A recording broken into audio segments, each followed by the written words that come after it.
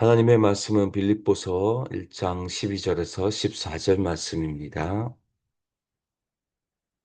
형제들아, 내가 당한 일이 도리어 복음 전파에 진전이 된 줄을 너희가 알기를 원하노라. 이러므로 나의 매임이 그리스도 안에서 모든 시위대 안과 그 밖의 모든 사람에게 나타났으니 형제 중 다수가 나의 매임으로 말미암아 주 안에서 신뢰함으로 겁없이 하나님의 말씀을 더욱 담대히 전하게 되었느니라. 아멘. 사도 바울은 편지의 서두를 마무리하고 본격적으로 편지의 본론으로 들어갑니다. 먼저 사도 바울은 자신의 지금 상황에 대해서 설명하면서 자신의 상황을 부정적으로 묘사하지 않고 긍정적으로 평가하는 모습을 보게 됩니다. 여러분 12절 말씀 보십시오. 형제들아, 내가 당한 일이 도리어 복음 전파에 진전이 된 줄을 너희가 알기를 원하노라. 이 말은 자신이 로마 감옥에 갇힌 상황을 불행한 일로 보지 않고 그것을 오히려 복음 전파의 새로운 기회로 해석해냅니다. 빌립보 교회가 얼마나 사도 바울에게 관심이 많았습니까? 영치금까지 전달했으니 에바브로디도를 통해서 편지를 쓰면서 형제들아 염려하지 말라. 하나님은 나의 고난을 통해서도 복음을 진전시킨다라는 확신을 전하고 있는 것입니다. 저는 사도 바울의 해석이 참 우리에게 도전을 줍니다. 감옥에 갇힌 상황은 이미 사도 바울은 많이 경험해서 이렇게 말할 수도 있지만 사도 바울은 항상 감옥과 같은 상황을 개인적인 불행이나 패배로 보지 않고 오히려 그것을 복음의 진전이 된다고 긍정적으로 해석해냅니다. 여러분 여기서 사용된 진전이라는 단어는 진보라는 뜻으로 사회적, 경제적인 번영과 앞으로 나아감을 의미합니다. 이게 참 역설적인데요. 감옥에 갇힌 상황을 뒤로 물러나는 것으로 보는 것이 아니라 오히려 진보이고 더 나아감을 해석해냅니다.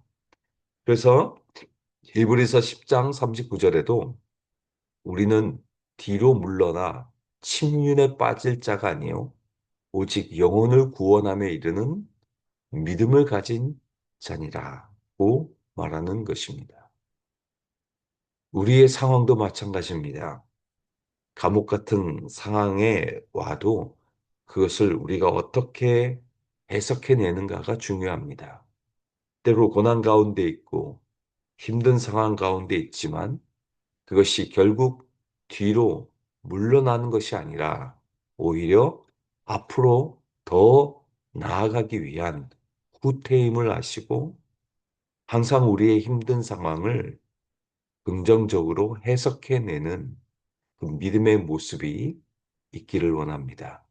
예수 그리스도의 십자가의 죽음만큼 어찌 보면 뒤로 물러간 모습이 어디 있겠습니까? 그러나 예수님은 부활하셨습니다. 엄청난 복음의 진전을 가져온 것입니다. 여러분의 상황이 비록 힘들어도 때로는 실패한 것처럼 보이고 세상의 관점으로 볼 때는 뒤처지는 것처럼 여겨져도 우리는 절대 뒤로 물러나 침륜에 빠질 자가 아니고 표대를 향하여 앞으로 전진해 나가는 그런 저와 여러분의 삶의 모습과 해석이 있게 되기를 축원드립니다. 자, 그럼 사도 바울은 감옥에 갇혀 있지만 어떻게 실제적으로 복음의 진보를 가져왔다고 말할까요? 먼저 교회 외부의 사람들에게 복음을 알리는 기회를 가져오게 되었습니다. 13절 말씀을 보시면 이러므로 나의 매임이 그리스도 안에서 모든 시위대 안과 그 밖의 모든 사람에게 나타났으니 이 시위대는 로마 황제의 친위 부대입니다. 그래서 경호도 하고 사도 바울 같은 사람들을 관리도 하고 하는 그런 시위대인데 오늘날 우리 한국에서도 이게 말도 많고 탈도 많았던 그 경호팀과 같은 팀입니다. 그들에게 사도 바울이 감옥에 갇혔다는 소문이 다 퍼진 것입니다. 그뿐만 아니라 13절 하반절에도 그 밖에 모든 사람들에게, 그러니까 로마 이방인들에게도 이게 다 알려지게 된 것입니다.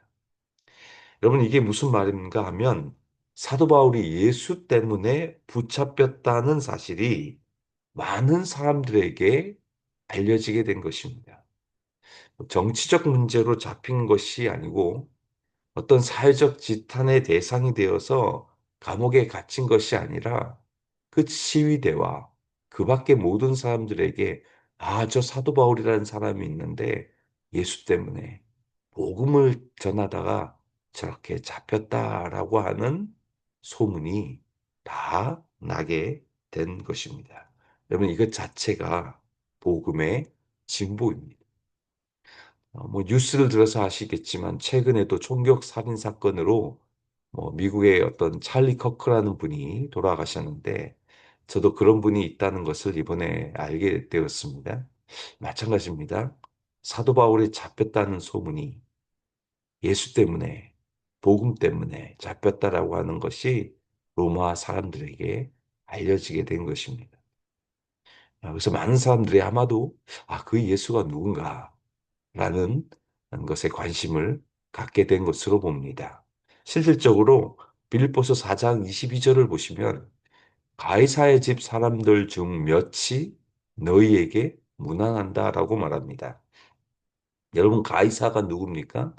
가이사가 로마 황제입니다. 그러니까 로마 황제의 집 사람들이 빌립보 교회 성도들에게 문안하는 것입니다. 이 말은 로마 황제의 집 사람들이 복음을 접하게 된 것입니다. 여러분, 얼마나 엄청난 복음의 진보입니까? 절대로 우리가 예수를 위하 받는 고난은 분명히 열매를 맺게 해 줍니다.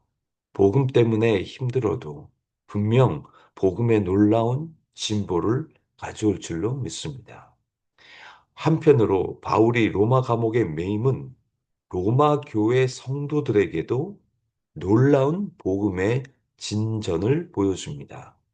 14절 말씀 보시면 형제 중 다수가 나의 매임으로 말미암아 주 안에서 신뢰함으로 겁없이 하나님의 말씀을 담대히 전하게 되었느니라. 사도 바울이 복음 때문에 감옥에 갇혔다는 소문을 듣고 로마 교회 성도들이 더 담대하게 복음을 외치게 됩니다. 여러분, 이게 영향력입니다. 사도 바울도 복음 때문에 갇혀서 저렇게 고생하는데 하물며 우리이겠는가? 라고 하면서 로마 교회의 대다수의 성도들이 복음을요, 이제는 공개적으로 담대하게 전하게 된 것입니다. 여러분, 사도 바울은 감옥에 갇혀 있지만 오히려 로마 교회 성도들은 복음을 위해서 더 헌신합니다. 얼마나 역설적입니까? 절대 복음은 갇힐 수 없습니다. 절대 고난이 복음의 진전을 막을 수 없습니다. 그 어떤 권세도 사망도 예수의 복음의 진전을 막을 수 없습니다. 그래서 사도행전 같은 데를 보시면 이런 표현들이 자주 등장합니다. 이와 같이 주의 말씀이 힘이 있어 흥왕하여 세력을 얻으니. 복음은 힘이 있고 세력을 얻습니다.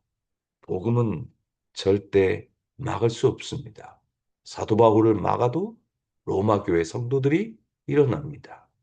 복음은 끝없이 앞으로 전진해 나갑니다. 여러분, 저와 여러분이 이 하나님의 나라가 확장되고 복음의 진전을 위해서 귀하게 쓰여지는 저와 여러분 되시기를 바랍니다. 여러분의 교회가 여러분의 삶을 통해서 복음이 계속해서 앞으로 전진해 나가는데 귀하게 사용되어지시는 저와 여러분 되시기를 주님의 이름으로 축원드립니다.